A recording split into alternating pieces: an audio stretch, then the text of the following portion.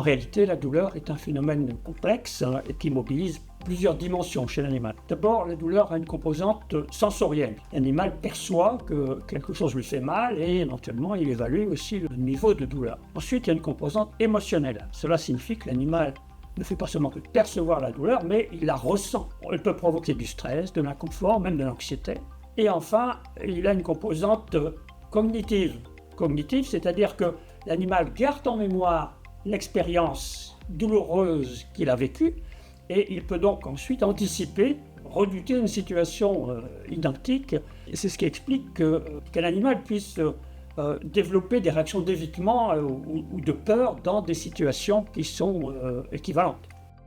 Donc il y a trois types de réponses à la douleur. Tout d'abord, on observe les réponses comportementales. L'animal peut se retirer, éviter le contact, changer son attitude, ou bien au contraire bouger moins, montrer des signes d'agitation. Ce sont des réactions d'évitement typiques de la douleur.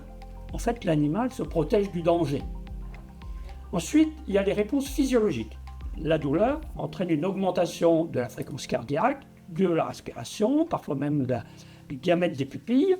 Les réponses physiologiques résultent de l'activation des systèmes neuro-endocriniens de réponse au stress, essentiellement. On observe une hausse du taux de cortisol, qui est la principale hormone de stress, ainsi qu'une augmentation du glucose sanguin, qui est le résultat de l'activation du système sympathique et cardiovasculaire.